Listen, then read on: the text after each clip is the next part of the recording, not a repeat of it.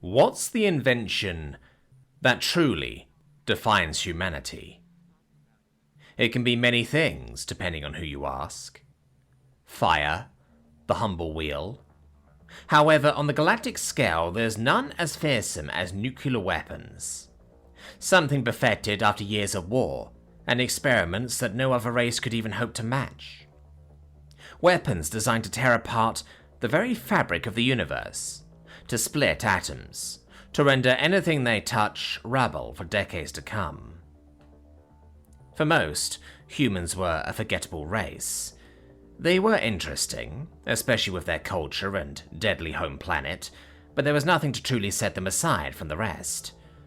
Unlike most races who crashed onto the scene with grand aspirations, only to see how outmatched they were compared to the rest, the humans were content to simply watch. Watch, learn, adapt, improve. They could be seen everywhere, but they were for the most part quiet, as a whole. Of course, on the individual level, most humans were the loudest and most chaotic people in the room, with a penchant for telling tall tales of war and bloodshed. Tales of the world wars were always high in demand, as many races couldn't fathom the amount of death that went on in the tales, and were curious about how the humans could come up with such gruesome stories. Even the human ambassador was laid back, and rarely came to the meetings. Supposedly a veteran of the most recent World War, she didn't care much about the other races' ambassadors, and thus they didn't care about her in turn. The ambassadors never shared their own names for security reasons. For a while, this went on as normal, until the humans started to bring out their ships. Unlike the beautiful gold inlaid or fancy ships of the other races, they were cold, boxy things. Metal nightmares that made anyone who gazed upon them uncomfortable. Each one, even the civilian ships, had many ports that were never seen open, but scanners detected absolutely nothing behind them, which led everyone to believe that they were simple fake-outs. After all, the humans were one of the weakest races physically. Of course they would have some way to deter those who wanted to mess with them. Most simply just shrugged and continued walking, as the cold metal ships certainly were inelegant, but they weren't breaking any rules, really. Eventually, the ambassador of the Vocal, a small mini-armed insect race known for their lack of polite mannerisms, confronted the human ambassador at one of the few meetings she showed up to, unsurprisingly drunk. "Smoke and mirrors make for frail shields," he chirped, wringing 3 sets of his hands together. "All you are achieving is making everyone uncomfortable. Even we have ships that are pleasing to look at. You have monstrosities." The human ambassador laughed, setting down her bottle of alcohol. "Warships ain't made to be pretty. They're made to put the fear of God in anyone you face, you know. Your fancy shiny ships up on high, all that gold filigree ain't do shit against swarm rockets." The Vocal sighed. "Enough with the role-playing. Yes, you are supposed to be from the Great War, or what have it, but there is no point in it now. Swarm rockets aren't even a thing. It's all but impossible to get rockets to fire more rockets." The human shrugged and took another drink of her alcohol, not replying. There were a few minutes of awkward silence before the meeting continued. The Terrak representative, who led the race on the outskirts of the Northeast Quadrant, was the first to speak.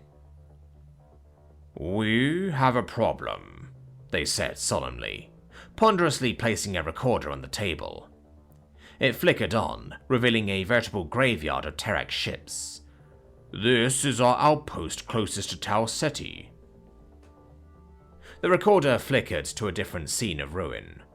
"A colony deeper inside our space." Another picture. "Closer." Another. "Even closer."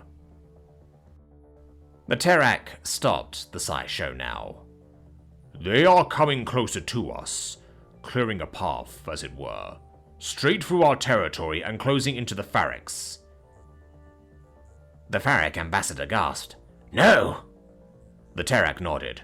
Yes, we need to stop them here and now, or they will destroy all we have built. I can handle it, the human representative said lazily. Or my name ain't... No, the Terrak interrupted. You know our rules. No names. The human sighed. Fine. I can still wipe him out, though. Just say the word. The de facto leader of the ambassadors, that of the Telkan, spoke up now. No, we will need a proper army if these threats are enough to crush the Terrak. Smoke and mirrors will not be enough. Smoke and mirrors this, smoke and mirrors that, the human grumbled. Fine. I'll step in if I feel it's needed, though. The Telkan nodded, seriously, though it was clear she didn't think much of the offer. Of course. A month later, and another chunk of the line of destruction towards the center of Federation-operated space. At the end, however, an army had been assembled.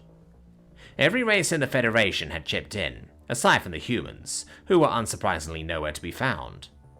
Smoke and mirrors made for a frail shield, after all. In front of them was an army only half the size of their own, filled with ships not dissimilar to those of human design.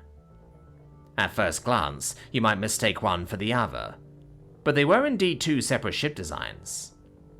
These ones had more sleek, angular designs with sloping hulls, and were designed for speed. Human ships were slower, more boxy, and almost exuded an aura of weight due to their construction. Aboard the capital ship of the Telkan fleet, Commander 10 opened communications. We are Kraxel. This one is Tormund. A smooth, angelic being answered for the enemy ship. This one offers you a bargain. Your complete surrender, and your captain will be spared. In the background, another Kraxel objected. Commander, why offer them a deal?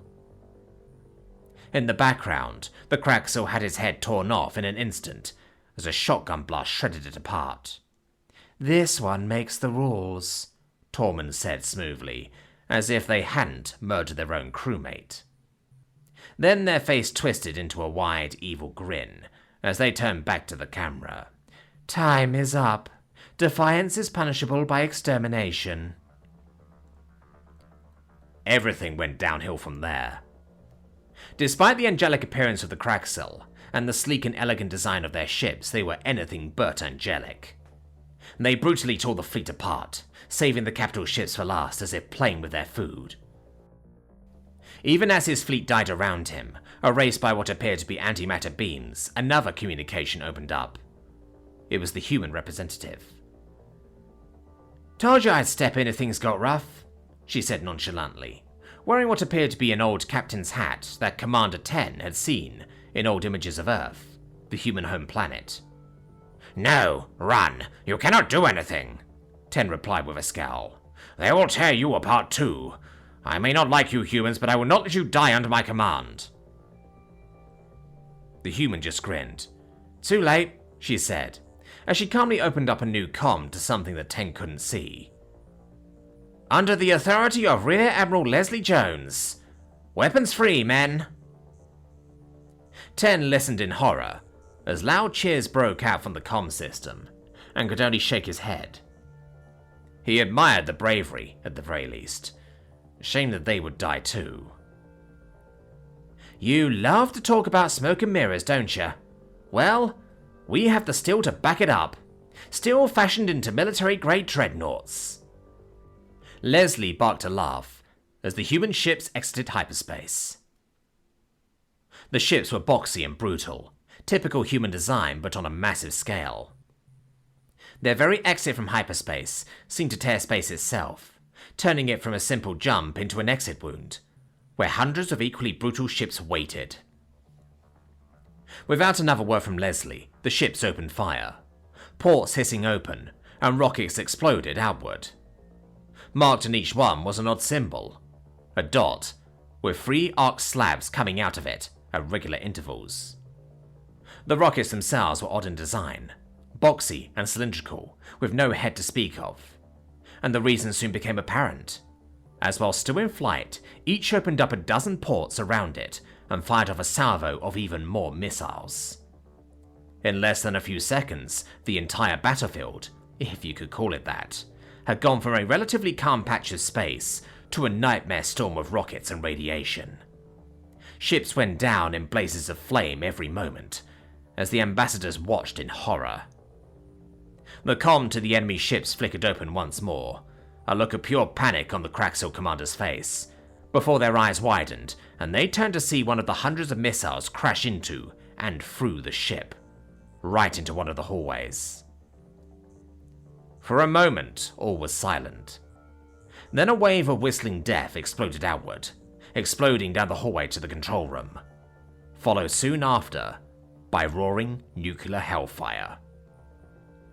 The Craxel comms cut out. Leslie spoke once more, still completely nonchalant. "Oh, yeah. We made swarm missiles. Forgot to mention it.